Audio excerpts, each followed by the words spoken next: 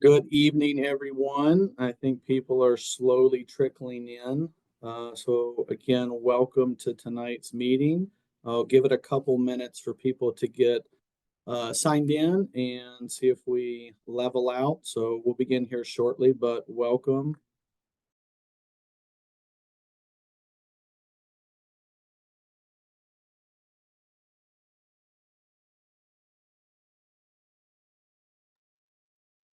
Again, if you're just joining, welcome. We're going to give a couple minutes to level out the participants, but thanks for being here, and we'll get started here in a couple minutes.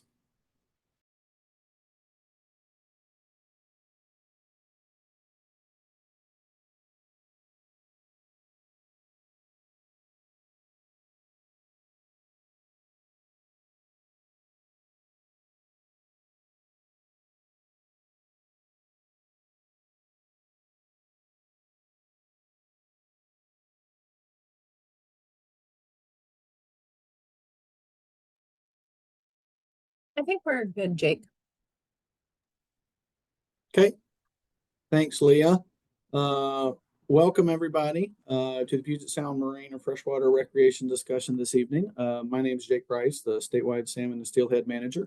Going to go over a couple public meeting guidelines and etiquette rules for this evening. I think most of these things you've seen before. Upon joining the virtual meeting, your microphone will be muted automatically. In case of any technical issues during the meeting, notify us in the chat and we will help you. Please note that the chat will only be monitored for technical assistance. To ask a question or make a comment, please use your device's raise hand feature. If on a phone, dial *9 on Zoom. And if using a computer, click the hand reactions icon at the bottom of your screen. During the comment period, the host will enable you to unmute yourself. And then you can unmute yourself by pressing the mute button on your device or dialing *6 on your phone. Keep discussions focused on the agenda items and questions at hand. Offensive, disrespectful, or derogatory language, including profanity and personal attacks or threats, strictly prohibited. Assume positive intentions from those speaking and listen respectfully. To ensure a balanced discussion, limit your comments to 2 minutes with one clarifying follow-up question. Provide constructive feedback regarding the fisheries in which you participate. Remember that the most compelling comments are those that pertain to the topics under discussion. We may close the public comment to stay on schedule with the agenda and provide others who still need time to comment. Meetings will be recorded and posted online. If you have any comments or questions, please visit our webpage, the North of Falcon site. So again, welcome everybody. My name is Jake Rice, a statewide salmon and steelhead manager for those did not hear that earlier. Welcome to tonight's meeting of Puget Sound Marine and Freshwater Recreational discussion. For this evening, our agenda is going to have some introductions. I'll run through a brief staff list, Puget Sound forecast review, Puget Sound modeling updates, freshwater forecast trends and opportunities, recreational considerations, and then we'll open it up for the public comment section. Again, my name is Jake Rice. I'll be here with Christina Iverson, Lyle Jennings, Haley Rosenthal, Ed Leeser, Julie, Andrew, Pete, Aaron, and Gabe are district biologists for the fresh watersheds that we'll be discussing this evening. So let's start off with what is North of Falcon. North of Falcon is the annual cooperative process to plan salmon seasons in Washington waters. The name refers to waters north of Oregon's Cape Falcon, which marks the southern border of Washington's management of salmon stocks. This is just one component of a larger salmon setting process that also involves the state, tribal governments, federal regulators, other U.S. states, and Canada. So what guides North of Falcon? Fishery managers must weigh many factors when developing salmon seasons, including Endangered Species Act constraints, commission policy, Pacific Salmon Treaty obligations, tribal code management, and extensive monitoring and evaluations of fisheries statewide. So a brief look at our salmon fishery rulemaking process. That starts with the CR 101 filing. After that is filed, we begin the North of Falcon process, of which we are part of today. After that, we file the CR 102. Followed by that is written comments and a public hearing. Then we'll make some modifications to proposed rules based on comment received or any errors identified in the 102. Follow that is a CR 103 and the concise explanatory statement filing. After that is published, that will be signed by the director and become official. So as we get started tonight, we'll just do a quick view of the proposed non-treaty ocean quotas for 2025. We'll see our alternative 1, 2, and 3, the high, mid, and low option. And I won't spend too much time on this. We've talked to this a couple times before and is on our website for review as well. At this time, I will pass over to Christina Iverson, our Puget Sound Salmon Manager, to take us through a forecast recap. Thanks, Jake. Good evening. I'm going to start us off with a recap for folks who might not have attended our kickoff meeting, March 28th, just walk through the forecasts. So we're going to start with Puget Sound Chinook. Overall, total Chinook is up 32% from the 10-year average and up 9% from last year's forecast. Natural stocks are down 37%. And hatchery stocks are up 53 from the recent 10-year average. For coastal Chinook, natural stocks are down 9%, and hatchery stocks are up 11% from the recent 10-year average. Natural stocks are down 11%, and hatchery stocks are up 16% from the 2024 forecasts. For the Columbia River Chinook, forecasts for spring Chinook are similar to 2024, and summer Chinook are less than the actual 2024 returns. Lower River hatchery and Lower River wild stocks are similar relative to last year's forecast. Bonneville Pool hatchery forecast is above last year's forecast. For Puget Sound coho, overall coho are up 1% from last year's forecast. Natural stocks are up 1% and hatchery stocks are up 22% from the 10-year average. For coastal coho, natural stocks are down 9% and hatchery stocks are up 23% from the 10-year average. Natural stocks are down 13% and hatchery stocks are up 8% from 2024's forecast. And for the Columbia River coho, the Columbia River early and late coho are both up relative to the 2024 forecast. Next slide, please. So we're going to step to talking about chum. Puget Sound chum, the natural stocks are up 35% and hatchery stocks are down 5% from the 10-year average. And for Puget Sound fall chum, we're looking at a forecast of 1.2 million. For coastal chum, Willapa is up 36% and Grays Harbor is up 141% from the 10-year average. Next slide, please. Puget Sound pinks. We are looking at a total of up to 70% for Puget Sound pinks from the 10-year cycle average. Puget Sound total forecast is 7.76 million. This is up 7% from the 2023 return, which was 7.7 million. And we're looking at a total Fraser pink forecast of 27 million. Next slide.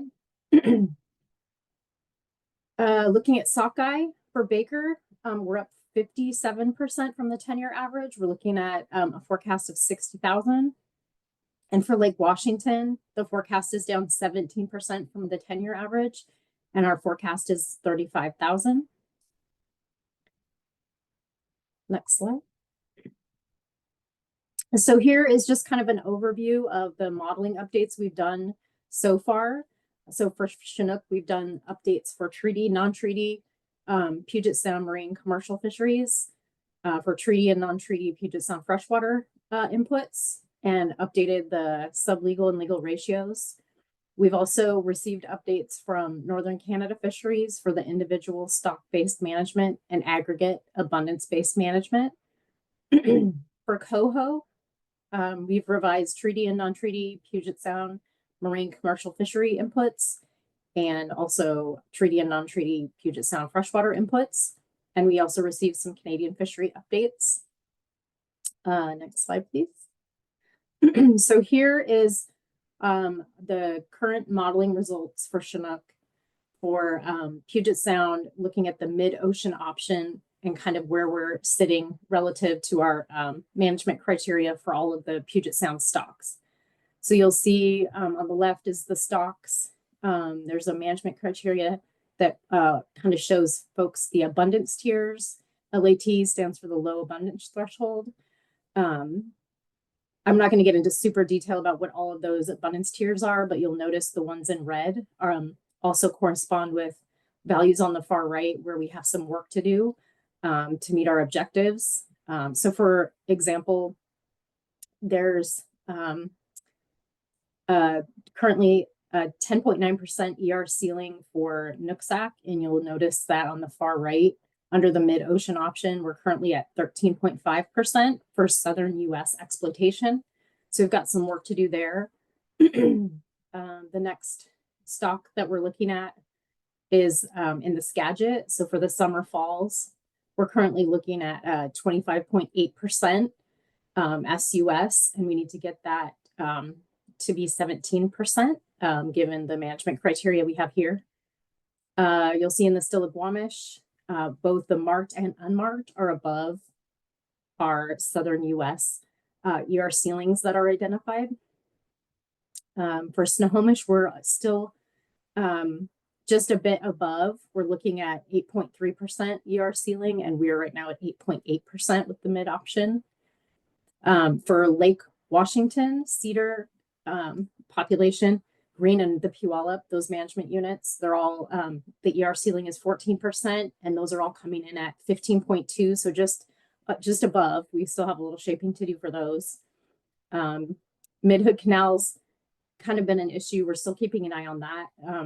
It's a little less clear in this table, but we are keeping an eye on that one. And then for Skokomish, we're currently at 51.2% for total ER, and we need to meet our management objective of 50%. Next slide, please.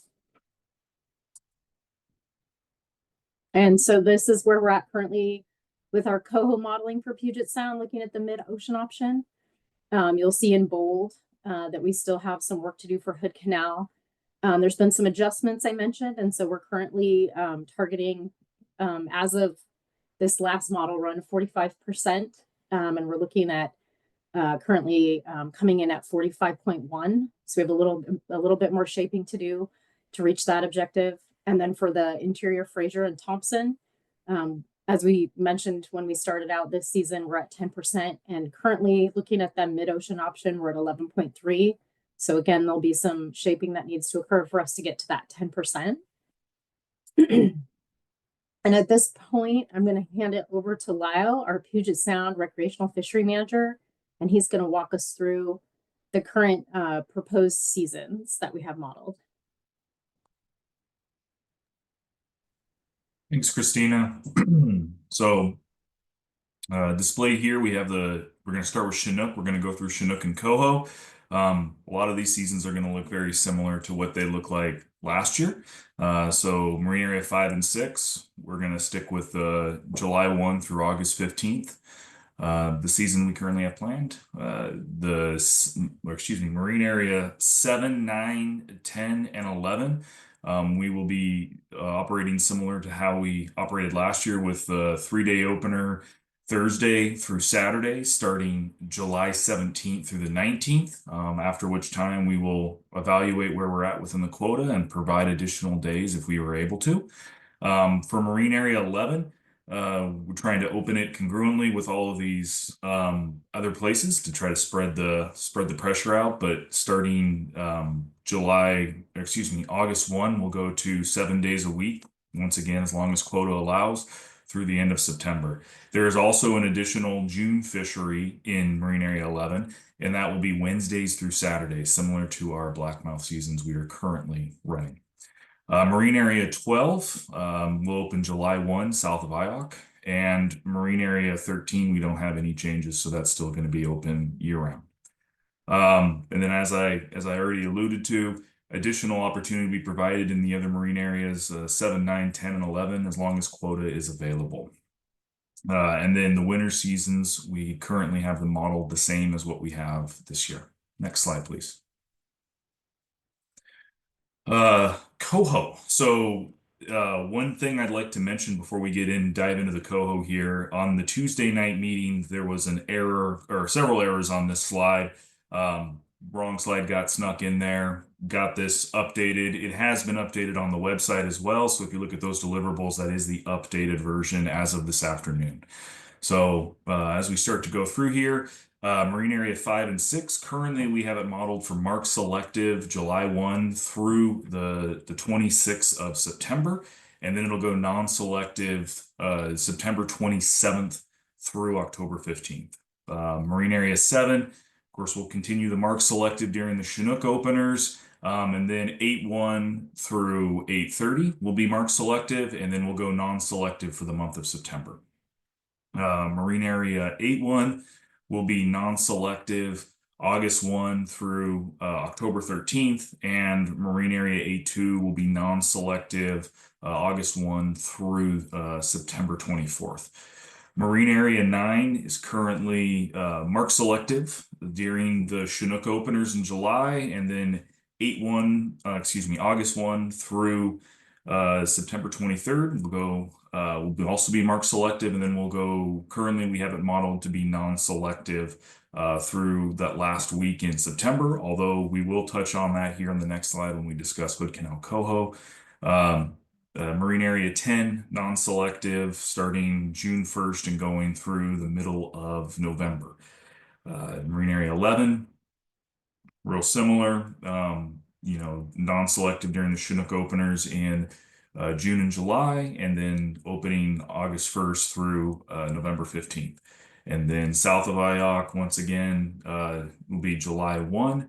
Once again, we'll discuss that here in a second. And Marine Area 13, the same seasons that we currently have, which is open mark selective from July 1 through the following June.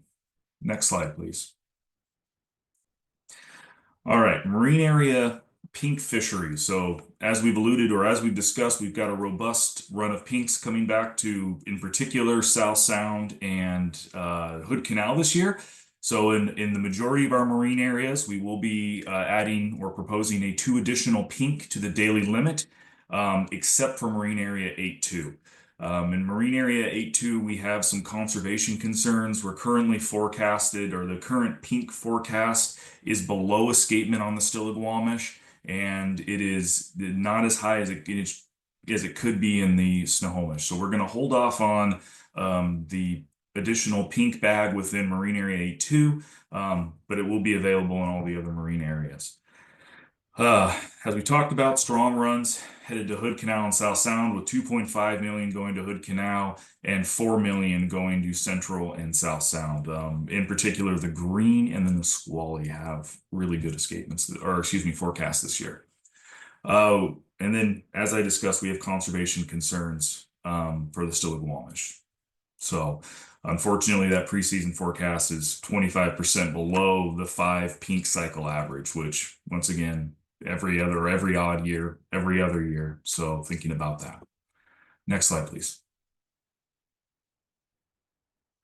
All right, Hood Canal Coho. So providing an update here. So the comprehensive coho management plan and the Pacific Salmon Treaty limit the exploitation rate to 45% for the mid-range forecast abundances, and 20% for the low forecast abundances. Currently, we're just into that kind of mid-forecast abundance. So the state and tribal co-managers recognized that abundance was just above that kind of critical threshold. So we are planning to implement a more conservative fisheries to reduce our combined exploitation rates to be below the allowable ceiling of 45%. We're just a few hundred fish into that. We really wanted to be careful on that. We didn't want to push that. So for the sake of conservation, we are going to be a little more conservative. Currently, what we have proposed is to convert Marine Area 9 to the non-selective coho fishery to mark selective at the end of September. Convert all the Marine Area 12 coho fisheries to mark selective, and then the Marine Area 12 recreational salmon fishing will close October 1 through 15, and it'll reopen on October 16th. So that's just to try to protect those wild coho to the best of our ability. Next slide, please. And with the next couple of proposals, I'm going to hand the presentation back off to Jake Wentz. Jake Rice, our statewide salmon and steelhead manager. Thank you. I am Jake, not Mr. Wentz, but Jake. Anyway, thanks, Lyle. Appreciate that. So a couple things we've done since, over the last couple meetings, we've looked at different proposals. One of those proposals was Marine Area 7 winter Chinook. And so the proposal we looked through and kind of looked at different options was removing some fish from the Marine Area 7 summer Chinook quota to create a small Marine Area 7 opening during the winter. What we found during these short duration times increases uncertainty of the estimates, have concerns that compound with a small quota and high interest from anglers, increasing likelihood of exceeding those impacts. Again, with the challenges of a winter fishery, additional monitoring staff and expenses, and those aren't as easily transferable to other fisheries like they are in the summer. We also have some budget uncertainties at this time in the next biennium. Hopefully in the next couple weeks, we'll have some additional information that limit our ability to commit to any additional sampling at this time. But we just want to let people know we've looked at these things and continue to open to having those discussions, but just wanted to kind of get some key points out there as people think about the season setting process. There we go. One of the other proposals that we've looked at is a Lake Washington Chinook fishery. So that proposal, a 3-day Chinook opener in the north end of Lake Washington over Labor Day weekend, had a lot of comments and thoughts on looking at this one. And so looked at the potential marine area reductions that could be needed to account for those impacts in a lake fishery. Fishery would require additional monitoring resources like we do a lot of our other fisheries. Again, budget uncertainties in the next biennium. Just want to be cognizant. Anything we put on the water, we will need to monitor, and that comes with resources and costs as well. The department will continue to look and explore pathways to a future Lake Washington Chinook opportunity. So don't want to, pause the effort or continue to look on this, but just wanted to kind of give people a feel on where things are at this year. But we'll continue to plug away and kind of see what we can do going forward. At this time, we're going to transition to our freshwater fisheries, and I'm going to turn it over to Julie, who is going to walk through some of the North Sound proposed seasons.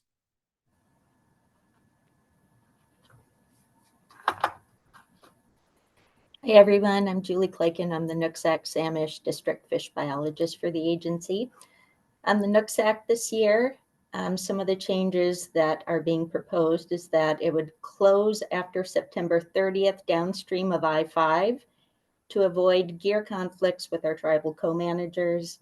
But we will be having coho, chum, and pink fisheries on the Nooksack this year.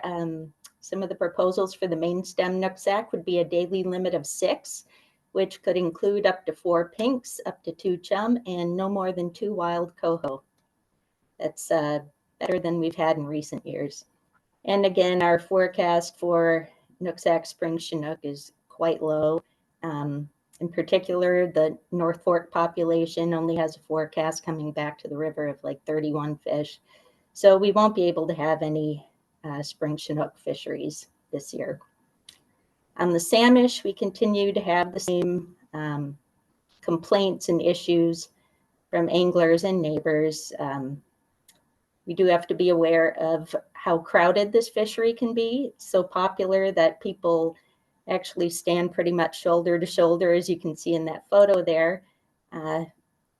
When people are using some of the jigs and stuff, other anglers are being hit, and that's a serious safety concern. We're trying to get people to avoid snagging fish. We'll have the 2 fish limit per person again this year. Hopefully that alleviates some of the crowding issues as people can move through.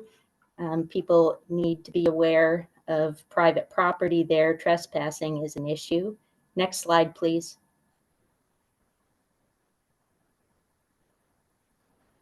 So same as last year, Mouth to Thomas Road will have the stationary gear rule in effect. And again, we'll have the hook size restriction down to a 1/2-inch gap from point to shank. Again, this year we'll be having the fishery through September 30th.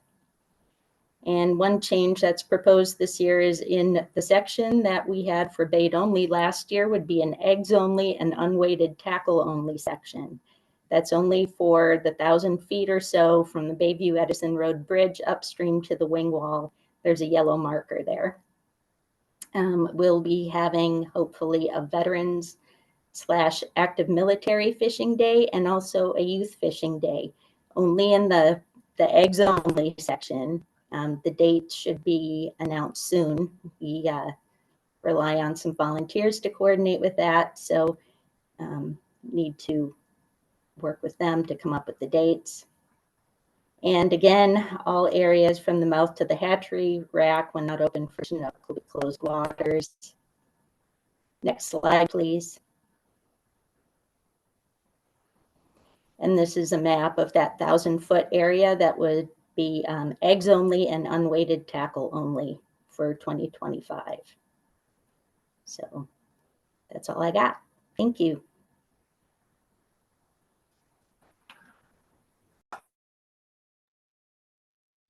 And I think we have, is it Andrew Fowler up next?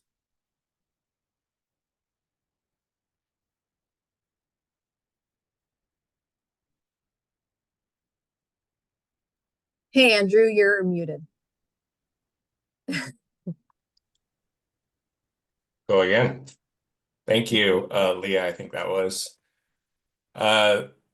Andrew Fowler, I'm the Skagit District Fish Biologist. I'll go through the proposals here. As folks that fish the Skagit know, there's a lot of breaks, a lot of reaches in the Skagit, so this is a highly abbreviated slide. I'd like to direct you to the proposals on our website for the current proposals in more detail. Hatchery Spring Chinook fisheries will look very similar to last year, where we've got a proposal for in late April opener in the lower Skagit. That's the area from Mount Vernon up to Gilligan Creek.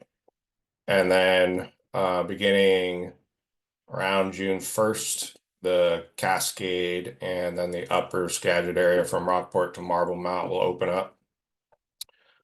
For sockeye, we got an abundant forecast, obviously, and we're proposing Mount Vernon to Dalles a 4-fish limit, same opening structure as last year, so June 16th, I think it is, and through July 15th.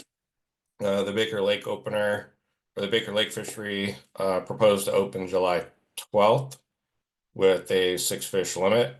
Just a reminder to check those trap counts. The lake will open if there's 0 or any other number in it.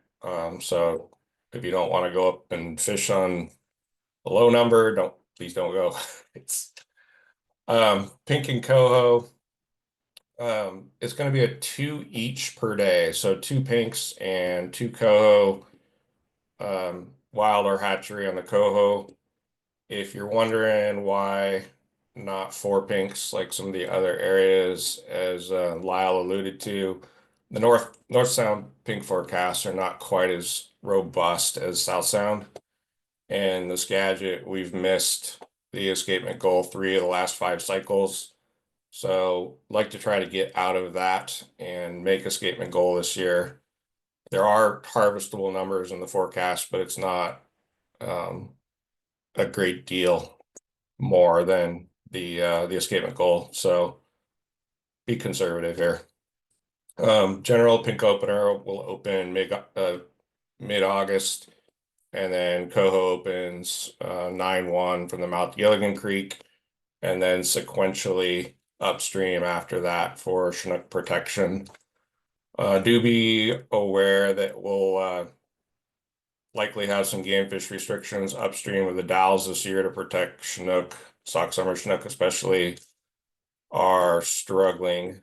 And for sockeye and pink and coho in the river, there will be, and actually for Cascade Chinook and for Cascade Chinook, excuse me, there will be conflict closures. In the Cascade, it'll likely be the same setup as last year, where it'll be sport Wednesdays through Saturdays and then tribal Sunday through Tuesday. Sockeye, Pink and Co., those closures will occur occasionally, and those dates will be determined at a later date. Those conflicts have caused us quite a few issues, and Edward Leeser is going to say something about that. Edward is the fish program manager of Region 4. Thanks, Andrew. Good evening, everyone, and thanks for being here. Just wanted to remind folks on the water to respect tribal fisheries. Last year, we had an unfortunate incident on the Skagit that was unacceptable and may be costing us some time on the water next season as a result. So if you see tribal fisheries going on, give them space. Please be respectful and know they love to fish just as much as we do. That's it. Thanks, everybody. And we'll move on to the Snohomish. Thanks, Edward. Yeah, thank you, Edward. Hey, everybody. Pete Verhey here. I'm the district fish biologist for the Stillaguamish and Snohomish rivers, and I'm going to go through our proposed fisheries for those rivers. First of all, the Stillaguamish River, we're going to have for salmon, we'll be having a fall fishery there for coho, planned for September 13 through November 30. Also, we'll have a fly fish only on the North Fork fishery there starting August 30, which is a Saturday. And that is going to go up to Cicero Bridge. And the Snohomish River, also in the fall fishery, we're going to have pink and coho from the mouth to the confluence of the Skykomish and Snoqualmie rivers. And that's going to start, well, I'm proposing that it starts August 23. And there'll be no bait for that one on account of there are going to be Chinook moving around, and we don't want to entice them to bite. On the Skykomish River, I have in there a proposal to have a marked selective fishery from the mouth to the Wallace River. Currently, that's modeled for June 21 through July 13, and bait will be allowed. Concurrent with that will be a summer steelhead opening up around Reeder, which is the upper portion of the Skykomish River there. And that'll be from the railroad trestle at the High Bridge up to the confluence of the North and South Fork Skykomish. And that, again, is June 21 to July 13. And then for fall salmon, on the Skykomish, coho and pink will be open for retention starting October 11, and no bait because we still have a Chinook around. Wallace River, tributary to the Skykomish, is going to have the same, basically the same dates. And I just listed coho there, but if somebody catches a pink in the Wallace and it's open, then that'll make it into the rules. That's legal to keep. The Snoqualmie River being very conservative over there. There are lake coho in there that people like to go after, and so that's going to be set for November 1 for the rest of that month. And those are the proposed fisheries for the Stillaguamish and Snohomish.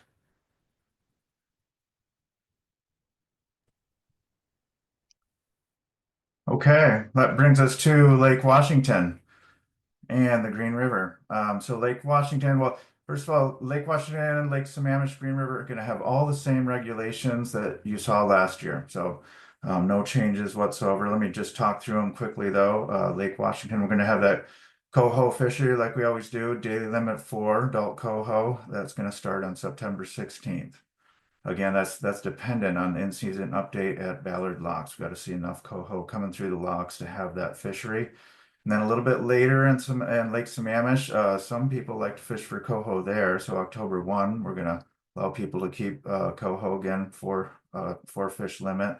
That fishery also dependent on the ISU at Ballard. And then moving to the Green River, let's see, we got as as was mentioned earlier, there's a lot of pinks that we have forecast down there, so we want to have people fish for pinks and keep as many as possible. They interfere with Chinook spawning, and so we would like to remove them from that river wherever possible. And so let me walk through the sections. I've got them written here. Lowermost section of the Green River, Harbor Island, south tip of Harbor Island up to Tukwila International Boulevard. It's going to be an August 20th opening day, 6 fish limit on pinks. 3 of those could be adult chum or coho, and you got to release Chinook in that section. And moving upstream, starting at the Tukwila International Boulevard and moving upstream to the South 212th Street Bridge. It's a big section of river. This is where you can keep Chinook if you want to. So that's also has an August 20th starting date. A daily bag limit of 6 fish, so you can keep 6 pinks in there. 3 of those fish can be adult coho and chum in any combination, and 2 of those can be Chinook. And we're asking people to retain the first 2 Chinook that they catch. And there again, Chinook retention is going to be dependent on the in-season update, and that's based on a tribal test fishery in Elliott Bay. But our forecast is strong for Chinook for the green this year, so I'm hoping that we can offer that opportunity again. And so then going upstream again, above 212th Street up to Highway 18, we're back to a 6 fish bag that starts a little bit later, September 16th. And there again, you can have 3 adult coho or chum, and you got to release Chinook. And then above that, the uppermost section, moving up to the Tacoma municipal boundary, that's a later starting date, November 1 through December 31st. And again, all the same 6 fish limit on the pinks, and 3 adult coho and chum in any combination, and release Chinook. So yeah, so that concludes the Lake Washington Green River section. I'm going to hand it off to Gabe Madel. He's going to talk about South Sound. Go ahead, Gabe. Thanks, Aaron. Yeah, I'm Gabe Madel, everyone. Good evening. I'm going to talk about the proposed seasons for South Sound. I'm going to kind of keep it at a high level for a number of these systems. So if anyone has questions, please feel free to reach out later. So for Minter Creek, we are considering a potential Chinook closure from September 1st to October 15th in the upper portion of the fishery from Creviston Drive to the boundary markers below the hatchery rack. And that's due to ongoing angler behavior issues, which are similar to some of the other systems that you've already heard about this evening. The lower fishery regulations will remain unchanged from the seasons that were implemented in 2024. For the Puyallup and Carbon, we'll have similar seasons relative to the last pink cycle in 2023. So that will include a daily limit of 6 and up to 4 adults with no more than 2 Chinook or 2 coho or 1 of each. And that's across all sections open to salmon fishing. And then for the Nisqually, and I guess for the Puyallup, that season will be from August 16th through October 31st. And the Carbon will be open from September 1st through October 31st. And then the Nisqually, it'll be a similar season to 2024. It'll be open from July 1st through November 15th. A day limit 6 with no more than 2 adults.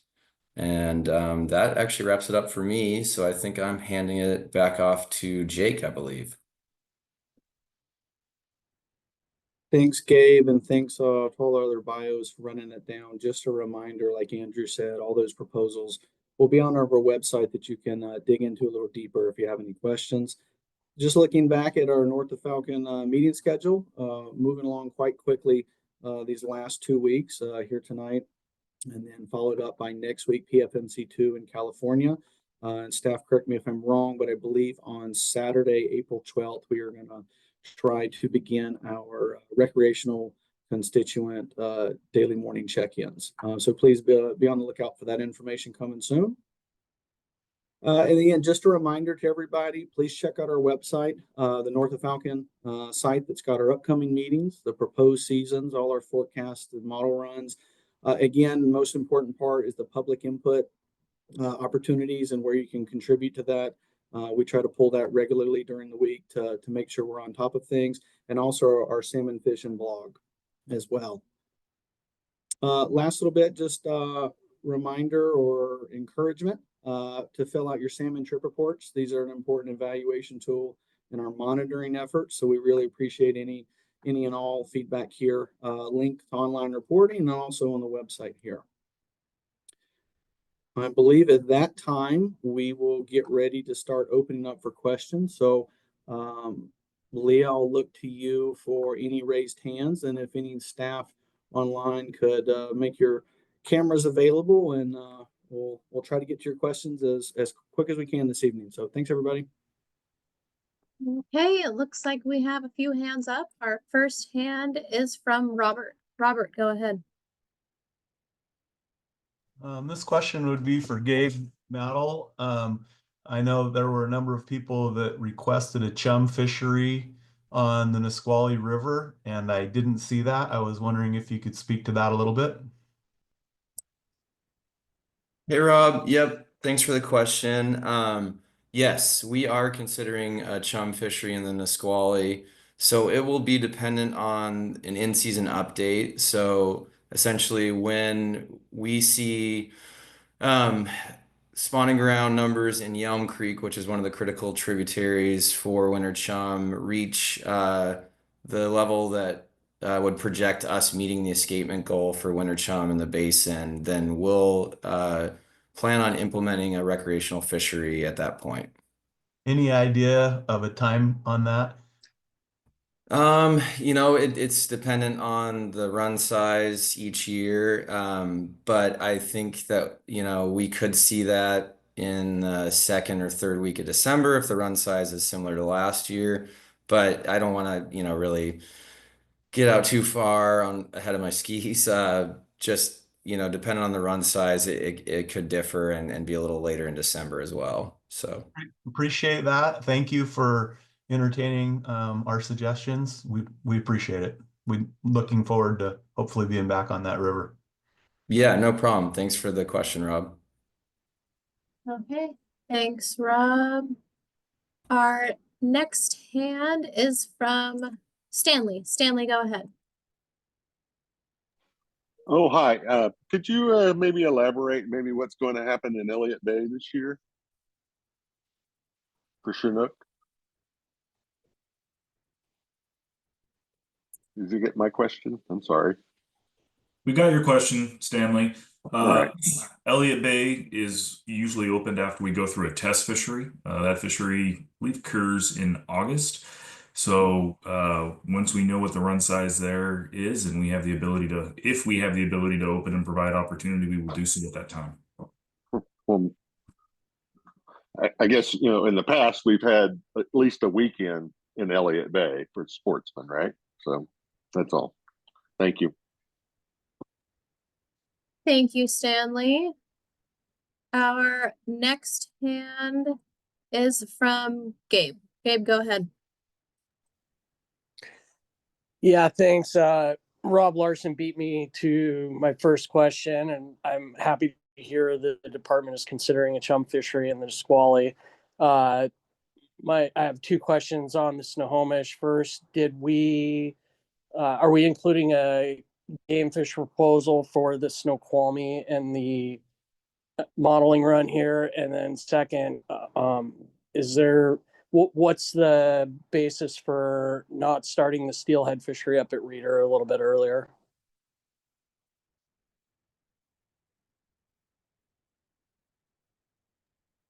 Hold on as I get situated here.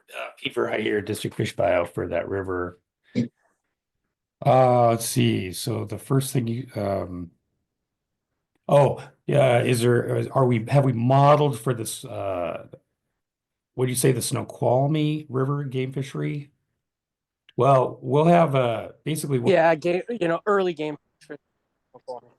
Yeah, well, that's something that I'm proposing, and I hope to have it in there. It certainly won't be the entire river. Of course, we're really concerned about encountering unmarked Chinook, and also we're going to be stretched pretty thin. If we do get our our Chinook fishery will be pretty thin with our creel staff, but it's not so much modeled as we will have a number of impacts that, basically we're allowed, it's like, once we hit those impacts, then we'll have to modify our fisheries that are ongoing. So I understand that.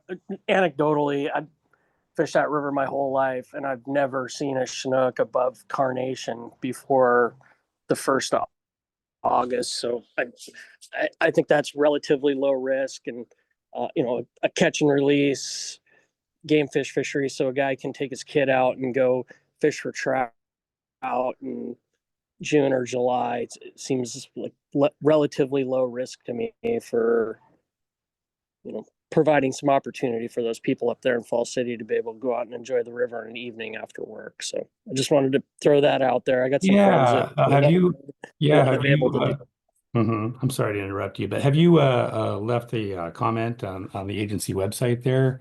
That'd be great if you did. And if you want to recommend carnation as like the lower end of it, that'd be fine too. Just to help us, have some basically public input to show that there's interest in that. And, it really does depend on how things shake out in terms of how many unmarked Chinook are, available to the river. We could get lucky, I don't know, and be able to have,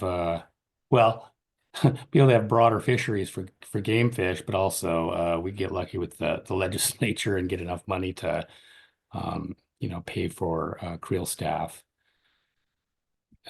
So that's something we're asked. It feels like it would need a relatively low amount of monitoring, since the likelihood of anybody encountering a Chinook that time of year is basically zero. But I understand. Yeah, I understand that too, and I think you're absolutely right. But we've committed to monitoring fisheries where Chinook are around.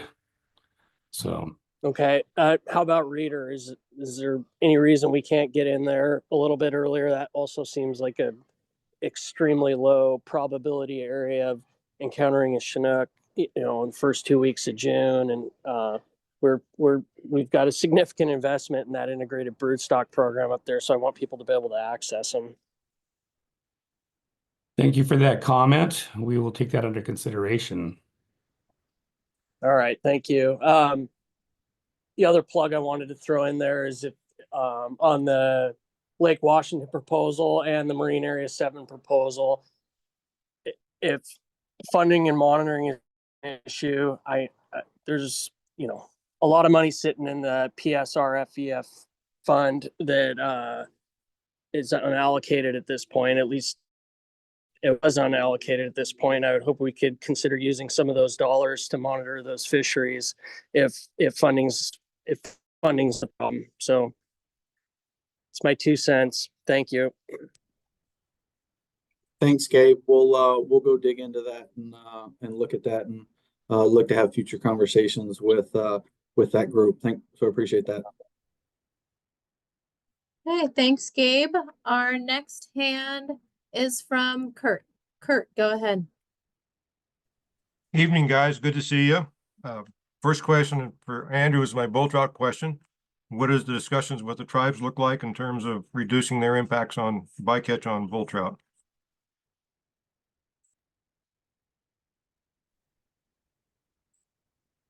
Hey, Kurt. There we go. Ed's going to speak to that tonight. Oh, going to the big guns. I don't know about big guns, Kurt, but our conversations with the tribes are ongoing. We're going to be discussing in depth as we get down to San Jose. So really appreciate those comments and know that they're not falling on deaf ears. Is you got any favorable response? I see they're asking to limit game fish seasons from Chinook concerns, so I would think turnabout would be fair play. Yeah. Good. I look forward to seeing what you can work out. Then I have a question for Jake, I guess. I see the last time I looked that the steelhead and freshwater salmon monitoring funds were not in either the House or Senate budgets. Has that changed, or are we looking at the probability that some of these freshwater fisheries will never get off the ground for lack of funding to monitor them? Yeah, I'll try to take a stab at that, Kurt, if anybody else wants to jump in from, No, I didn't know Kelly was there. hello, can you hear me? I hear you. Hey, Jake, I can take a stab at this for you. Give you a Okay. give you a little rest. Thanks for the question, Kurt. So right now they're not included in either budget. So I would categorize those funds as at risk. That said, we're looking long and hard at some strategies maybe to backfill behind that. I can't make any promises right now, but we're looking at what options we have available. But right now it's not looking too good on the legislative front. Well, thank you, Kelly. Is if you can backfill a limited amount, is there some procedure to prioritize what fisheries would be the highest priorities? Yeah, we should probably talk about that. We haven't had that conversation at this point, Kurt. Things are moving fast across the street, as you're probably well aware. I appreciate that. But it's on our minds for sure. And then, not another fund source was mentioned by Gabe here earlier, and I'm not sure what's at risk, Gabe. So I'm not sure PSRFE is going to be a source for us as well. I just don't know what's going to happen, especially given the fact that if you tuned into the governor's press conference on the 1st, he was pushing back on a whole bunch of the revenue packages that the legislature had put forward. So I mean, we're at a point in time here in the process where we got a hell of a lot more questions than we do answers. And unfortunately, we're not going to have the answers to these questions until the 27th at the earliest. Hearing rumors about things like special legislative sessions. So they're looking at possibly going into overtime on this one. So there's just a lot up in the air, folks. And we're trying to do the best we can in this salmon season setting process with a whole bunch of uncertainty in front of us. I hope that helps, Kurt. Thank you. It does. Yeah, thanks for the question, Kurt, and thanks, Kelly, for jumping in there and providing that review. Okay, our next hand is from Carrie. Carrie, go ahead. Can you hear me? Yep, we got you. Hey, everybody. Good evening. Thanks for having us. A lot of you know me on the call, so I won't introduce myself. I had a couple concerns I'd like to highlight, mainly the 2024 marine area 10 Chinook season and just how we had some pretty limited access. My question's for Lyle on that. What is the quota that you have modeled for 7, 9, and 10 this year? Well, that's a great question, Carrie. I'll have to dig up those numbers, but I believe we have the same inputs or the same quotas that we had last year as what we currently have modeled. So let me see if I can get those numbers to you before the end of the meeting. Okay, and then that again is at the mid-ocean option, correct? I'm For what that modeling run, 1725. 1725 is the mid-off ocean run. So instead of displaying all three, we just went with the middle one. Yeah, no, that makes sense. I just figured you'd had the quota for input for there. So yeah, when you get those numbers, that'd be great. And also just, I like Pete's reference to the Skykomish fishery. It'd be nice to have that back. I mean, we had that for 22 years with some modifications, except for the last 2 seasons, and it's one of 2 freshwater fisheries directed at Chinook that it's occurring at the same time with a robust hatchery return. That'd be great to provide some opportunity for folks.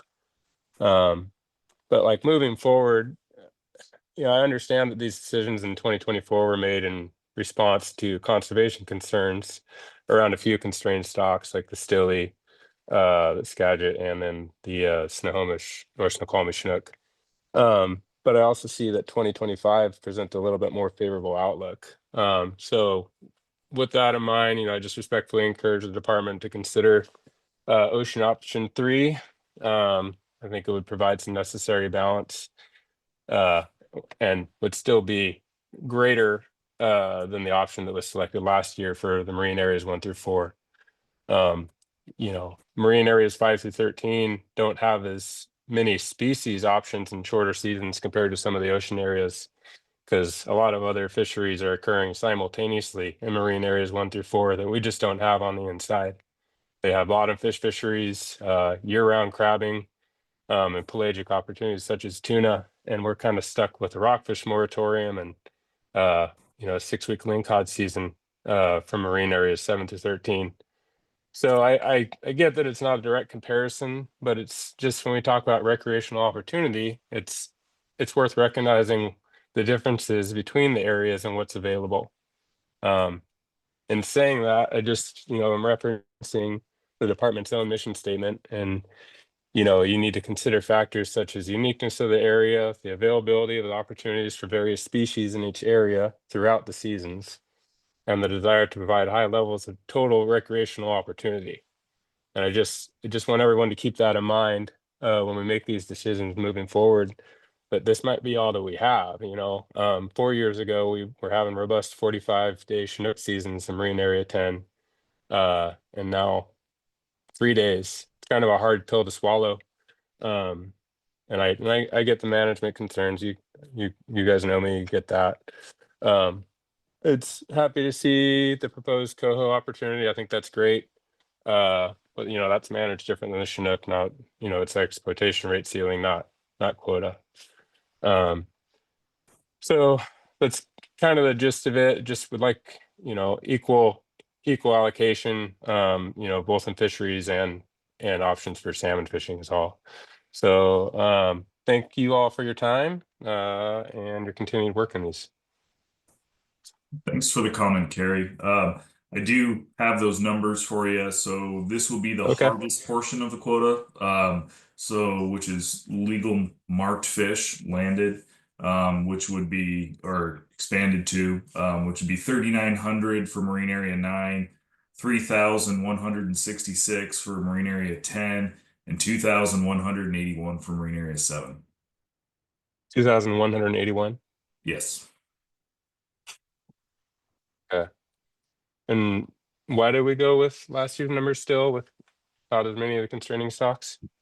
Yeah, great question. We had a very similar forecast for Chinook that we did the previous year. So we decided to start with our packages with the same fisheries that we ended up with last year. I think we were within a handful of a percent.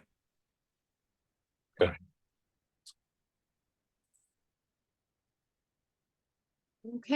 Okay. That pretty much resolve it. Thank you very much, though. Yep. Thank you, Carrie. Yep.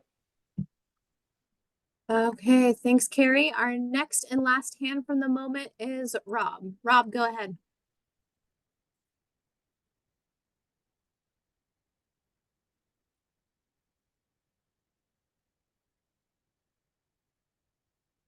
Rob, I've sent a prompt to you to unmute.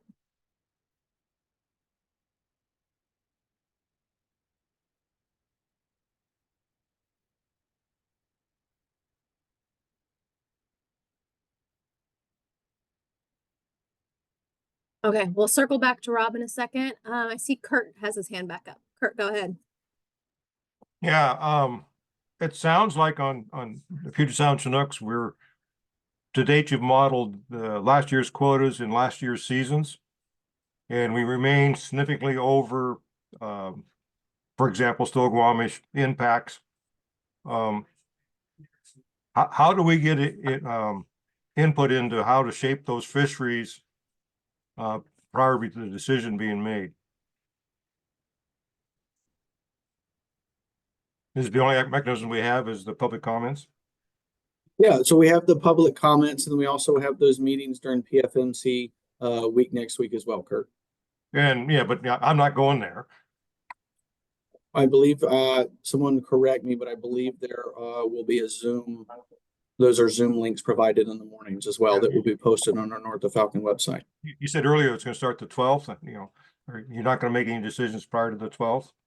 Well, I believe we're still waiting on that ocean package to get finalized, and we don't have any additional meetings in between now and then to provide any updates. I think looking at where those wild abundances are from last year. I think they were down slightly at 2%.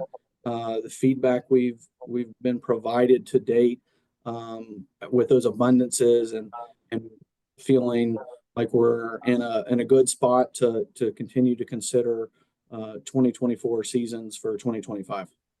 And I guess then that begs the question why the ocean is still dragging on to make decisions.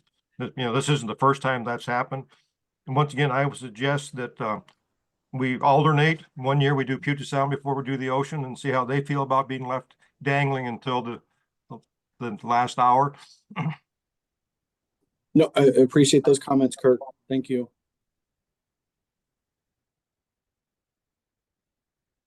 Okay, thanks, Kurt. And let's circle back to Rob. Rob, you want to unmute?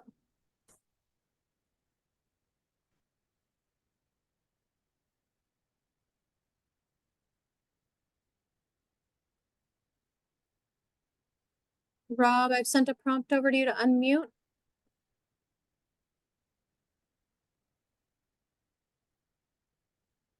While we're waiting on Rob, maybe I just remind everybody that public comment portal is still open. We pull those very regularly during the week. So please continue with those comments of things we continue to look forward to. And then as we get more information, please continue to check the North of Falcon website that we update with additional information and any of those meeting invites and links. So we'll see if Rob's back again. Hey, Rob has just sent another prompt over to you to unmute.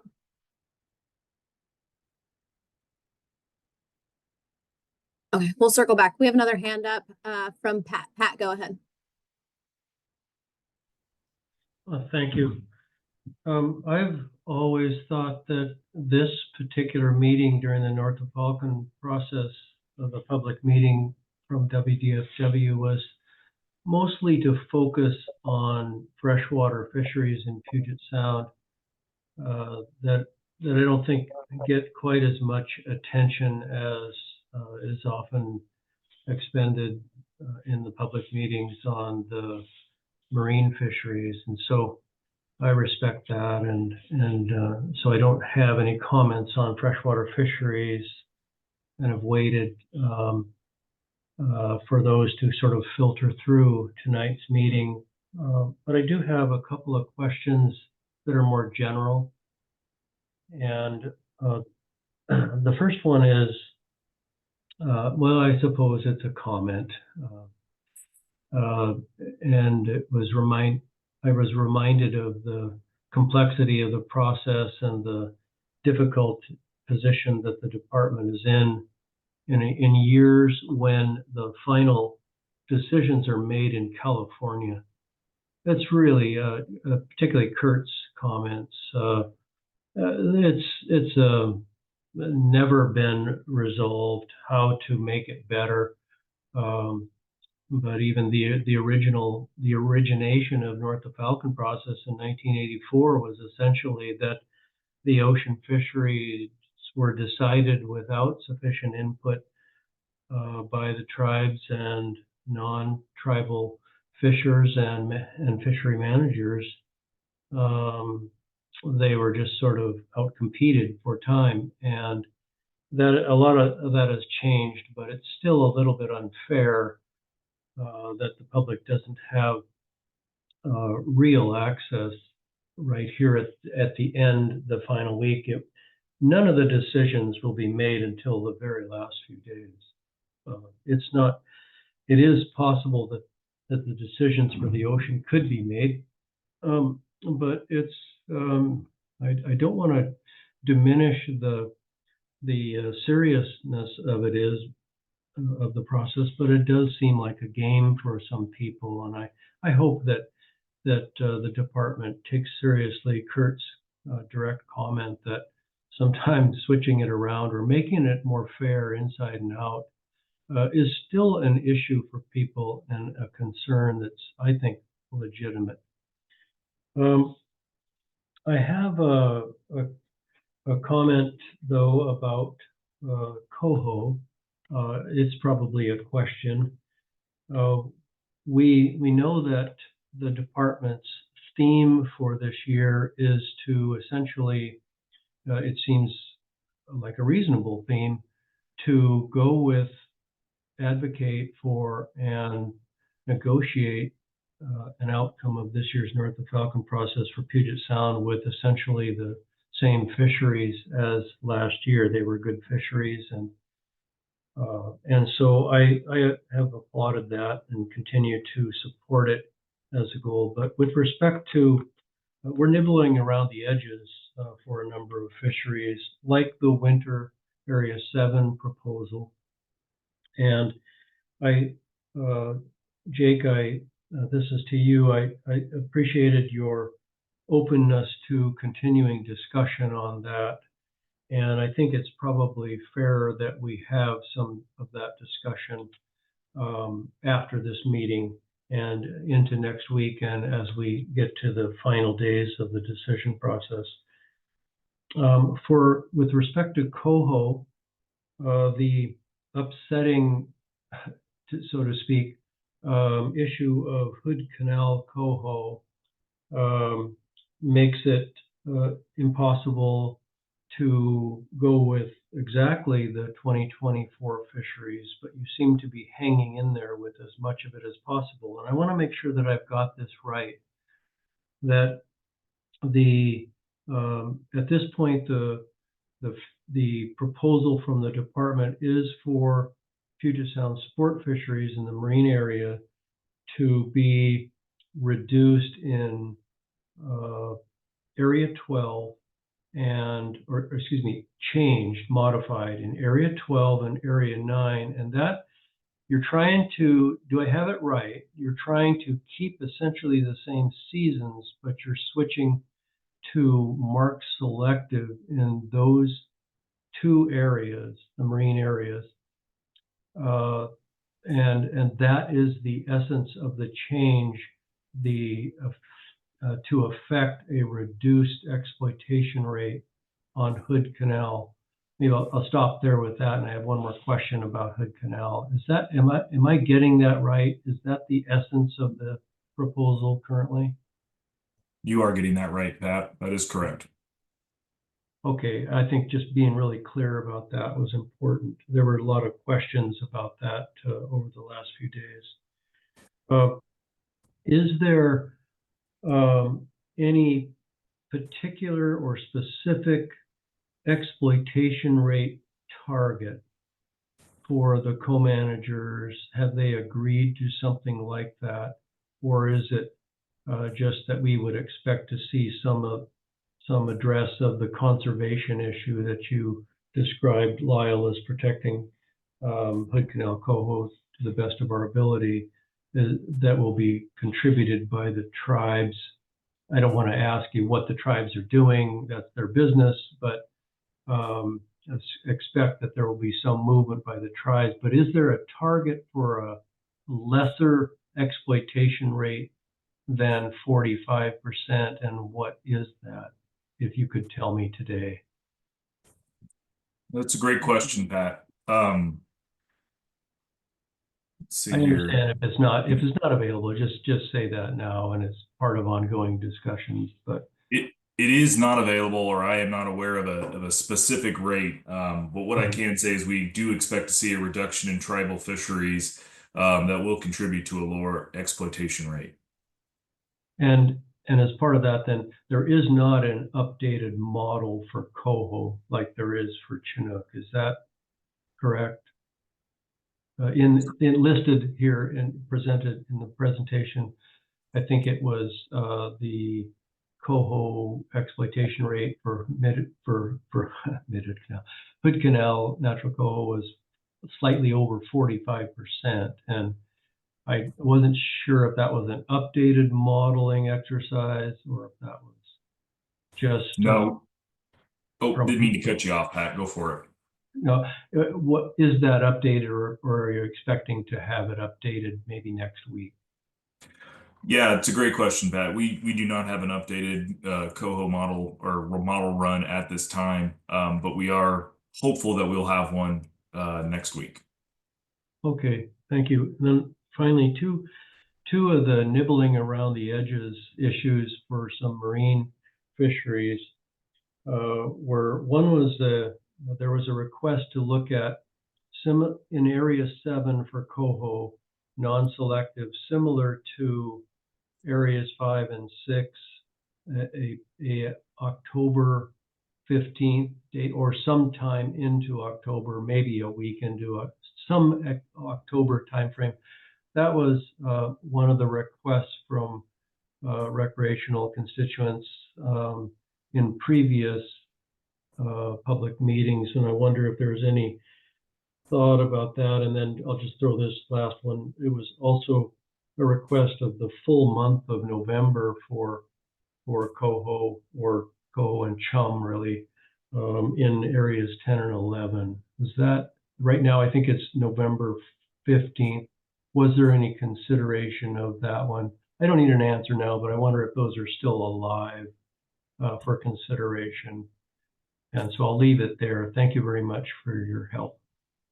No, I appreciate the questions, Pat. So we do have 2 weeks in October and 5 and 6 currently planned within the model, but as far as 7 goes, we do not have anything planned at the moment, and we do, I believe if we scroll back to that ER slide for coho, we do have some issues or have some room to move for Thompson River coho. So because of that, we are sensitive to planning additional days in Marine Area 7 because Marine Area 7, from a rec fisheries perspective, is the biggest take on those Thompson River fish.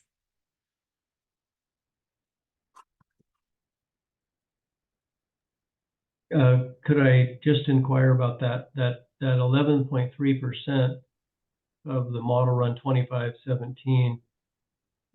Can you explain how that went up from, because there were no fisheries, Puget Sound sport fisheries that were increased. How did that slide over 10%, if you know?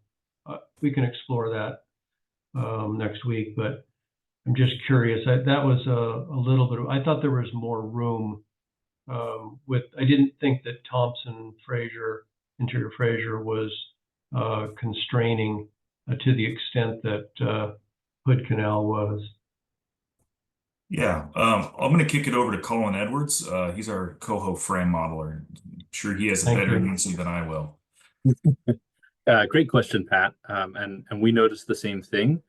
It was a little bit surprising when we added. Most of that change came when we added the Canadian inputs, and even though they have approximately the same quota, they've shifted when and where they're fishing, and the way that they've done that has ended up changing the distribution of fish in our fisheries. So our stock compositions have changed such that more of our fishing is hitting Thompson fish now. And so that is one of the big contributors for that change. Thank you, Colin. Good job. Thanks, Pat. And to touch on your other point with the last 2 weeks of November in Marine Area 10, we do have that modeled in the scenario tool.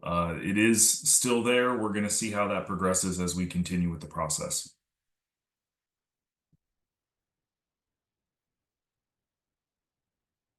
Okay, thanks, Pat. Let's try Rob again. We have a few other hands up, so we'll try him real quick. And if he unmutes, then we'll hear from him. Rob, go ahead. Can you guys hear me? Yeah, we got you. Okay, I had to sign out and now it's working. Anyway, I had a question on the Skykomish River in particular. I see the proposal is for mid-June or late June to mid-July. I had concerns with that. I know you're trying to protect kelts heading downstream, steelhead kelts, but they're long gone before then. I think a more constructive season to protect constrained wild Chinook stocks would be a June fishery versus a July fishery. Start maybe the first week of June around the 7th and go through the first week of July to protect the wild Chinook stocks. You'd have fewer encounters with wild Chinook and wild steelhead for that matter. Most of those stocks, as per previous discussions, mostly come in July, and we would have a minimal impact by having an earlier season for Chinook and steelhead both in the lower river.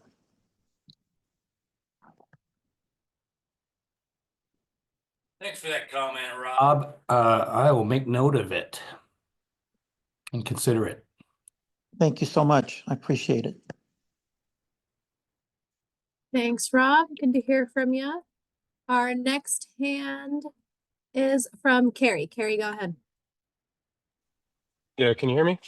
Yep, we have you. Yeah, I just have one question rattling around in my head, and I assume other people on the call have a similar question. Whoever, Jake or Lyle, can answer this. So I don't have the data in front of me, but if the Chinook forecast is similar to, 2020, 2021, 2022, why are we assuming the same quotas in the appropriate marine areas like 7, 9, and 10? Is it because we didn't ask for more, or does the Chinook Management Plan of 2023 kind of come into play and there's some criteria that we're unaware of? That's the first question. You can take that now if you want. Yeah, so the 2% abundance of the wild stocks was compared with last year's, and so that's why we've looked at this year's fisheries looking very similar to last year. Okay, because we're managing to the wild abundance. Yeah. Right? Yes, the naturals. Yeah. Yeah. Okay. And then next question is about the Lake Washington Chinook fishery. There's usually quite a surplus returning to Issaquah Creek. And I guess I'm wondering why we would have to have a concession for an in-lake fishery in one of the marine areas. Well, I think we just look at those impacts. So there will be some impacts or potential impacts that we're not on what stock of concern. Well, some of the maybe some of our FRAM unit could jump in there if they have any of the specifics. And then looking at the monitoring stuff is really a big piece of that as well. Is we haven't had that fishery before, and haven't put in a new fishery like that. We're going to have to monitor that. So it was just putting the stock was just the considerations of what's there and having to have some test fishing and better understand that makeup during those specific times. And so that that kind of plays together with the monitoring and the funding piece as well. Okay, no, that's a good answer. Thank you, Jake. I guess they're just, if we're managing to the natural abundance and things like that, and we're going to have reduced seasons out front, just looking at any opportunity at robust hatchery stocks. Absolutely. And it's a great That's question. all I'm getting at. That's all I'm getting at. And we're not like shooting this down like going forward. I think with this not having this fishery before, we've really got to do some more homework and what that would look like and exactly what those impacts would be and the timing of all that stuff. So not something we're gonna in that conversation now. I think that'll continue to be more work for the department going forward. But we appreciate all the thoughts on that fishery. Yeah, no problem. Just trying to figure out ways to make more with less or the same. You know what I mean? 100% agree with you. So no, valid comment. So thank you. Thanks. Thanks, Carrie. Our next hand is from Alex. Alex, go ahead. Good evening, everyone. Appreciate the efforts from the department to put this together tonight and do their best to answer all of our questions here. I have kind of sat back idly and gathered some stuff here, so there's plenty to go over. The question that really comes to my mind when we were just talking, Pat was mentioning what made that Thompson River ER number jump. And I'm sorry to the gentleman who came on and answered that. I don't recall your name, but you had mentioned that that with the Canadian fisheries being inputted, that they had made some changes to their fisheries of where and when that they are fishing, and that actually reduced their impact on the Thompson River run. and through that logic, it actually made it so we are, being the SUS fisheries, we're impacting specifically Area 7. We're impacting that Thompson River run at a higher exploitation rate than the northern fisheries are, just due to their decision to change their season dates and proxy. Did I understand that correct? So, yeah, Alex, thanks for asking that on the clarification here. So, specifically, they have shifted a lot of their fishing to be more marine rather than freshwater, and they're doing more fishing in earlier time steps. And as one of the challenges in working with Fram, and I mean fish in general, is this whole thing is real complicated. But basically, they are catching somewhat less Thompson fish, and so we're getting a bigger proportion of Thompson fish in some of our fisheries, in some of our time steps, and so that has increased it has increased our the ratio. ERs. Yeah. The ratio of ER being accounted for is sitting a little bit more heavy with us because of the timing of which we're constituting those fisheries. Now, I find that to be incredibly interesting because by that logic, it to me would be incredibly comparable to how us in our SUS fisheries have altered and changed our fisheries to reduce our impacts on stocks of concern, most specifically in Area 7, the Still-Squamish. That through that logic, it would then maybe mean that Canadian fisheries have thus increased their impact on Still-Squamish stocks because they're continuing to do fisheries in the times that we are no longer doing them. Is it fair to use that logic in that comparison? Well, unfortunately, what I have discovered in doing this work is it's not enough to kind of rely on that logic. We could dig into it and see.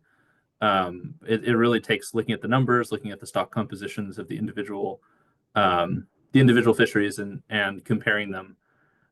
Ultimately, we can't really control what Canada is doing, so I'm not very aware of that. Yeah, very aware of that. I'm just maybe making a point of topic that as we adjusted our fisheries to protect Still-Squamish, they did not adjust certain fisheries. So using the same logic as the coho on the Thompson, it would seem as if that they are impacting stillies at a higher rate now than we are. But I'll move on. That's entirely possible, but the Canadian impacts on Chinook stocks are assessed during the Pacific Salmon Treaty process. So that is being handled. Just, it's not relevant for us right this minute. I understand. I wouldn't say it's not relevant, but I do understand. Thank you. With the slide that we saw on Tuesday versus the slide that we saw today regarding coho fisheries, Lyle, we saw the Marine Area 7 coho fishery list a bag limit on Tuesday's slide, and tonight it did not list a bag limit. So I'm going to err on the side of optimism that we have made an adjustment, that we're going to see a 2-fish bag limit in Area 7 in the month of September. That is correct. That is fantastic news, folks. That is awesome news. I'm really happy to hear that. So we have adjusted that to include a 2-fish bag limit in the month of September. I know everybody in Marine Area 7 is going to be very happy to hear that. Let me see here. So got that answered. I did notice, so on the modeling tool on the website, it didn't reflect, and I should double check, am I on the coho or my shucks, I was on the coho. Has the modeling tool on the website for either Chinook or coho, has that been updated to include any of the changes to the models that have been ran? Like, are those ERs going to reflect our current model? That's a good question, Alex. So one thing to remember on those modeling tools is none of us are web developers. So when we create those modeling tools, there is a caching, the way things are cached within the browser. It needs to be reset So we're updating those tools all the time, but make sure when you pull those things up to hit Control-Shift-R, and that kind of does like a hard refresh or reload of that page, and that'll reflect what the most recent updates have been within that model or within both those modeling tools. Okay, I just did that just now, and I didn't see much change. I'm only asking because the Thompson in the model, without touching anything at all, it has the Thompson listed at a 10.3, and I think that we know that that's different with the current inputs. I just don't think it includes the inputs from what we've received recently, which is okay. I just wanted to make sure I wasn't missing something. Yeah. Hey, Alex, let me jump in there. I think it has some updated scenarios, but it's still based on the 1425 model. And so that's going to get more updated as we get down to one option in the next days going into next week. Okay. And maybe it just because, like, Lyle mentioned, and I totally understand that I'm just a village idiot. But it does say Coho modeled off of Coho 2514, 2514. Not a big deal. I didn't want to be playing around with a model that wasn't accurately, up to date, and then me try to ask a question and then have incorrect data. That was all. No, good question. Again, some of that stuff in those scenarios is updated. But yeah, some of it's not the full thing, but we're updating it each day as we can to get those things as close to the most up-to-date information as we have. So good question. Cool. Look on the Samish River fisheries, the freshwater fisheries. Being up here my entire life and seeing how those fisheries have been conducted and how they are operated, I know at times it's a sore, it's a sore topic, and we necessarily, as the recreational folks, we don't maybe show our best work there all the time. But I would say that we have 62,000 fish coming back to the Samish, which is an increase of 16,000, nearly 16,500 fish. I encourage the department to institute all the rules that they have instituted over the couple of years with the moving gear rule, I hope that's the correct term, but stationary gear rule. And I know that enforcement, and we're hearing a ton this year on budget and budget shortfalls and whether we have money for monitoring or this or that. And I just think that, yes, it isn't the most pretty fishery and it isn't the most glamorous fishery that we have. And I agree with some of the rules that we have in place, but it's a great place for us to at least get folks to harvest fish. And especially on a fishery that is by large the largest hatchery fish return that we have in Puget Sound. And so whatever we got to do to get to allow for folks to harvest as much as possible on that run is something we need to do.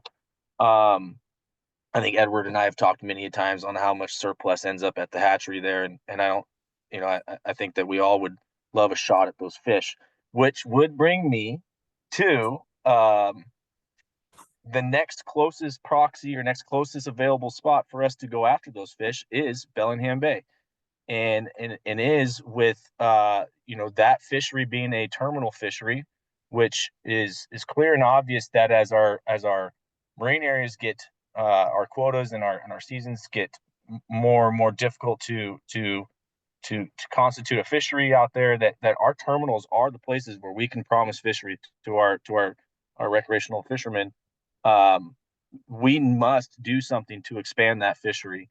And I think that it was pretty alarming to me, at least, and I think it was eye-opening when we played with that modeling tool and we adjusted the date ranges that were listed on the modeling tool for Chinook, that it did absolutely nothing to Nooksack impacts if we widen the range of dates that we have available to target those Samish River fish in that Bellingham terminal. So I will continue to encourage that our modeling team and you folks that are doing all the work that you're doing, that we must do something for these Marine Area 7 fishermen to give them more time in the water to go after the largest hatchery stock that we have in Puget Sound. Thank you. No, thanks, Alex. And specific to that Bellingham, that fishery hasn't been around for a long time. So that's stuff we're continuing to dig into the history of that, and hoping to have some more information soon as we get a better look at that. So thanks for those comments, Alex. Okay, thanks, Alex. Our next hand and last hand for the moment is Rob Larson. Rob, go. You can unmute. Yeah, I got it. Thank you. One of the things that some of the people in our club brought up, and I had heard it in some of the earlier meetings, but I didn't hear it addressed. And in past years, when we have reached Chinook quota, like in area 11, we were unable to fish for a large run of pinks from the beach. And I haven't heard any of the answers back on whether or not we were going to be able to put that in place for this year. That's my first question. Somebody can speak to that. Yeah, Rob. So what you're asking about is, can we just pre-plan that if we reach our quota, we're going to be able to put a beach fishery in for pinks and coho? That's what I was hoping, and that's what I heard asked in some of the previous meetings, but I didn't hear it addressed recently, and I just wanted to bring it up again because I had several of the people in my club that fish a lot at like Browns Point and those areas, and they said, hey, we have all these pinks. We need to keep that open this year, and I want to just put that back out there. No, I appreciate you for bringing that one back to the top of the pile. I don't think we have anything planned specifically, but it's always something that, yes, in season, we are certainly going to explore that if we find ourselves in that situation. I mean, fingers crossed, we won't find ourselves in that situation, and we'll just be able to go as we normally do or as we have planned. But yes, we will definitely explore that if we find ourselves in a situation like we did in 23. Yeah, I think the problem was we didn't expect to be in that situation, and we didn't have a plan before we got there. And that's what I'm encouraging you to do, is have a plan on how you'll handle it if it does happen. And I hope it doesn't, but I think planning ahead will make it a more swift action and maybe more possible to do. I also wanted to echo the comments made by Gabe Miller up at Reeder Pond, and trying to have an opportunity on those steelhead earlier. We have very limited opportunity on steelhead in Puget Sound these days, and that's one of the few that we've fought hard for, and would encourage the earlier opening dates there. And I'm still hopeful that we can find a way to craft that Lake Washington Chinook fishery with all the surplus fish that are going up in the northern portion and into Sammamish. Would be really nice to get that fishery back after so many years. And I think there has been a lot of public input. I heard the difficulties, the monitoring, but I hope we'll continue to look for those things. And I did want to say thank you. I think it was Peter, the representative on the Skycomish, for listening to the plea for bait so that we could harvest those hatchery summer Chinook that are in there, that are wonderful fish and that we have a lot of. And I'm very pleased with a lot of the working together that has happened, and that you are all paying attention to the efforts that we're making to have good public comments that can help our fisheries and give us the maximum amount of opportunity. Thank you.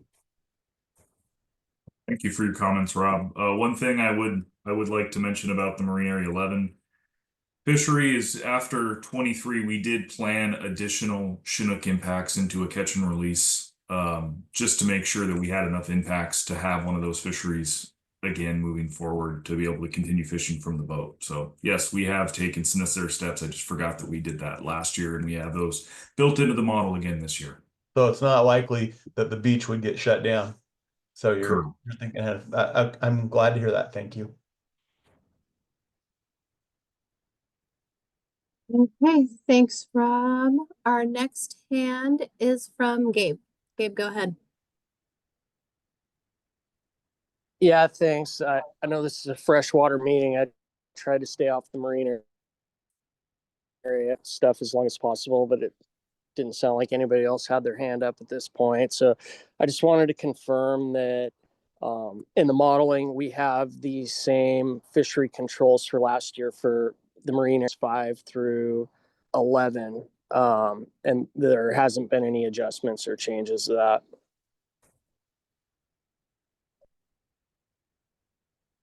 Say that one more time. There hasn't been any changes to the marine areas in 5 through 11.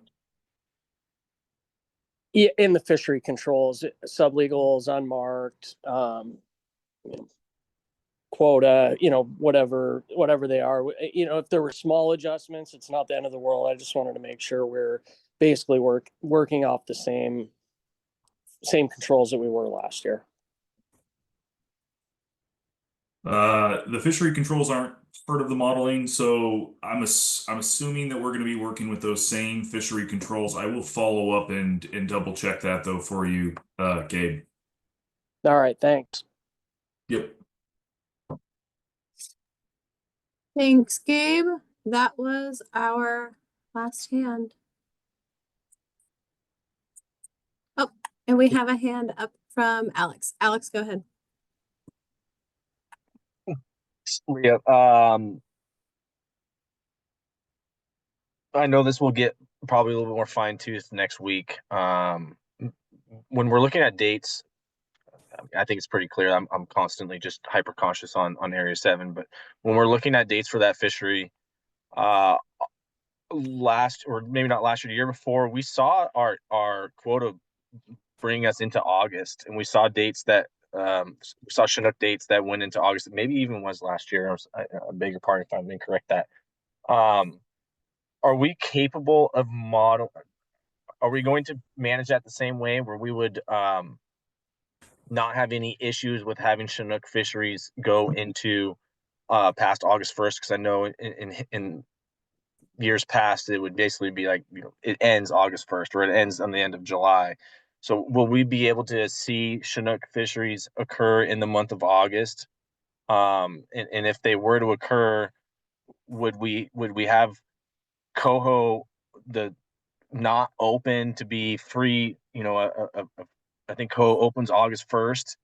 If there was still quota to be had on Chinook, that brought us into August, how would we schedule that? How would we work that or frame that into our fisheries?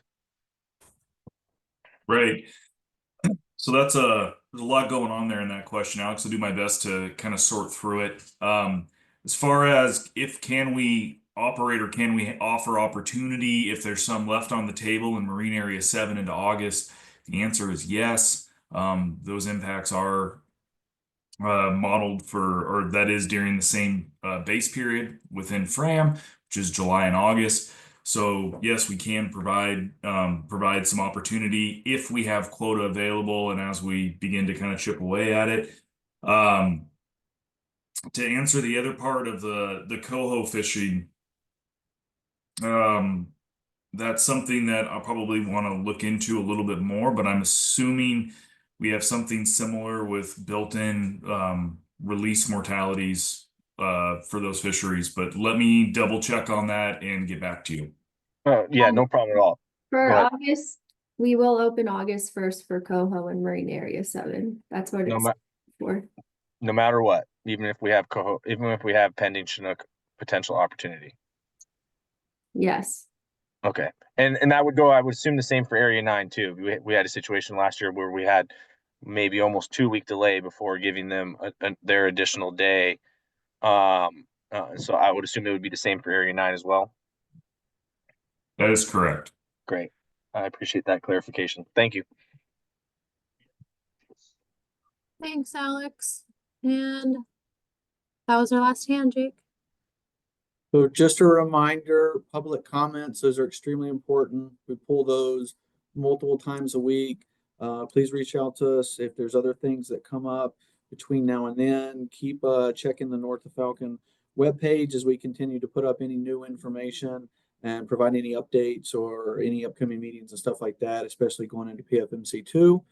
I'll do one last check for any hands. If not, please get a hold of us if anything comes up after this meeting or later in this week, and we're happy to consider taking those comments all the way through. So if no one has anything, I appreciate everybody's time and again, continued participation in this process. So I appreciate everybody and thank you very much and have a good night.